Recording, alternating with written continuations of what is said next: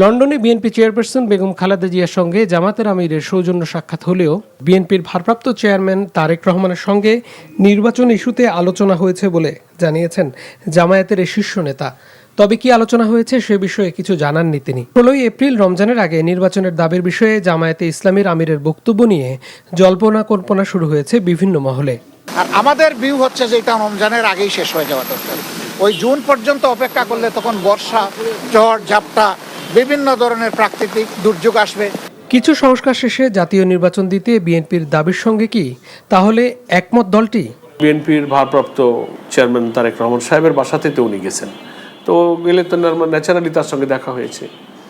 তো সময় কাটালে আপনি যদি আমির জামাত বলেছেন মিট দ্য প্রেসে, আপনি দুজন যদি একসাথে চা খান, তো শুধু তো চা খাওয়া হয় না, অনেক গল্পও তো হয়।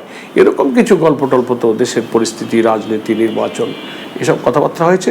ন্যূনতম নিরপেক্ষ, অবাধ, গ্রহণযোগ্য নির্বাচনের প্রয়োজনীয় যে সংস্কারগুলো, সেটা করেই ওই সময় ইলেকশন করতে হবে। তা যদি উনি ফেব্রুয়ারিতে পারেন, মার্চে পারেন, উনি কোনো রমজানের পরে পারেন, আগে পারেন, উইদিন জুন উনার দেওয়া ঘোষিত ডেটের মধ্যে ইলেকশনটা হতে হবে। মিয়া গোলাম পারওয়ার বলেন, দলীয় নিবন্ধন ও প্রতীক পেতে খুব বেশি সময় লাগবে না, তবে কেন্দ্রীয় নেতাদের মুক্তি এবং নিবন্ধন পাওয়ার বিষয়ে সরকার ও আদালতের পদক্ষেপে খুশি নন বলে মন্তব্য তার। সরকার পরিবর্তন হয়েছে, সরকার বলেছে পলিটিক্যাল সব মামলাগুলো থেকে রিলিফ পাবে, তো হয়তো সরকার খুব নিজস্ব গতিতে আগাবে। কিন্তু আমরা যখনই টের পেলাম যে না, বিলম্ব হয়ে যাচ্ছে, 2-1 মাস গেলে আমরা তখন কোর্টে আমরা মুভ করেছি। সামনে নির্বাচন, আমাদের দলের নিবন্ধন তো খুব গুরুত্বপূর্ণ, এ ব্যাপারে আদালতের সহযোগিতা আমরা চেয়েছি। আর হয়তো 1টা কি 2টা শুনানি হলে হয়তো ইনশাল্লাহ নিবন্ধনের মামলাটা ইনশাল্লাহ নিষ্পত্তি হবে।